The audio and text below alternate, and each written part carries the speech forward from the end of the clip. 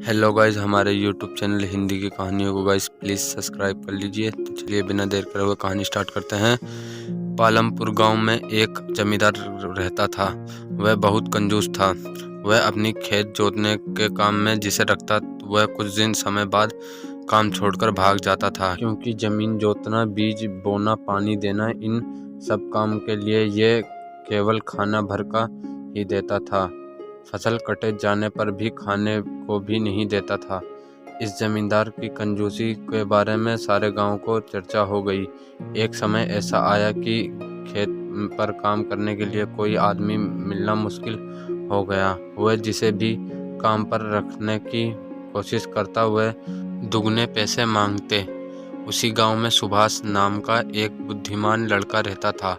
उसने जब उस कंजूस जमींदार के बारे में सुना तो उसे उसकी सबक सिखाने को सोचा। वह एक आदमी के साथ लेकर जमींदार के पास पहुंचा। जमींदार ने उन्हें बैठने को कहा और उनसे आने का कारण पूछा। सुभाष ने बताया कि वह उसके खेत पर काम करना चाहता है। इस पर जमींदार बोला, तुम पूरे साल काम करना पड़ेगा, बीच में भागोगे तो नहीं? तो तुम क्या दोगे ये बताओ, तभी मैं बताऊंगा। सुभाष ने जवाब दिया।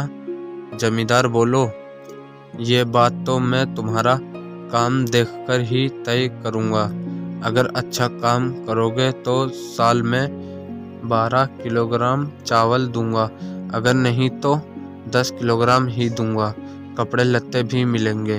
उसके बात सुनकर सुभाष बोला, अब आप मेरी भी शर्त सुन लें। मुझे मालूम है कि आप मजदूरों को कम खाना तथा कम मजदूरी देते हैं, इससे वो काम छोड़कर भाग जाते हैं। आप साल में मुझे एक बीज धान का देना, जिसे नीचे ज़मीन पे मैं खुद लगाऊंगा। एक बीज गेहूं का देना, जिसे मैं ऊंची ज़मीन में लगाऊंगा। पहनने को कपड़ा देना। प्रतिदिन एक पत्ते चावल खाने को देना। एक पत्ते से अधिक नहीं मांगूंगा। इसके बाद अगर मैं दम भर काम ना करूं तो मेरे हाथ काट दे लेना। तुम शर्त के विरोध काम करोगे तो मैं तुम्हारे हाथ काट दूंगा। बोलो, मंजूर है? जमींदार को भला इसमें क्या आपत्ति हो सकती थी। उसने उसकी शर्त को मान लिया। सुभाष ने मजदूरी करना शुरू कर दी। जब वह खाना लेने के लिए हाजिर हो आते, एक लंबी चौड़ी केले का पत्ता लेकर हाजिर हुआ। जमींदार ने जब केले के पत्ते को देखा तो गुस्से में लाल होकर बोला, तुम केले के पत्ते में चावल खाओगे? समझ क्या रखा है? पर मालिक, शर्त तो यही थी ना?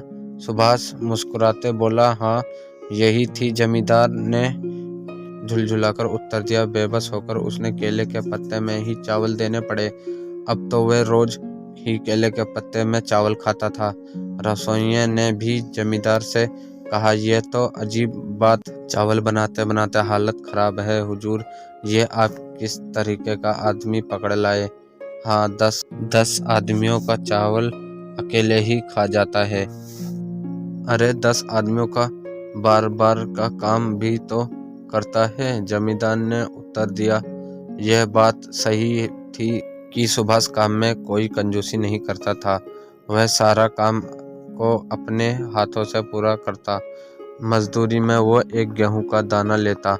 उसने मालिक से कहा, मालिक मैं इस गोबर के ढेर में गेहूं बो दिया है। धान का बीज उसके नीचे जमीन पे बो दिया।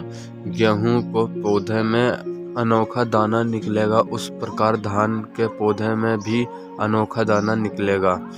सुभाष ने उन सभी को बीज के रूप में रख जोड़े। दूसरे साल भी धान व गेहूं के खूब पौधे हुए। इसके अलावा उसे मजदूरी के रूप में एक बीज अलग से मिले। उन बीज को भी उसने अगले साल के लिए रख छोड़ा। धान बोने के लिए उसने शर्त का अनुसार नीचे जमीन तक गेहूं बोने के लिए लंबी जमीन मिली। इस तरह 6 साल के अंदर मालिक के हाथों से सारी जमीन निकल गई। सुभाष ने नीचे की जमीन पर धान के पौधे लगा रखे थे, ऊपर गेहूं के। अंत में जमींदार ने पंचायत के आगे जाकर शिकायत की। सुभाष भी वहां हाजिर हुआ।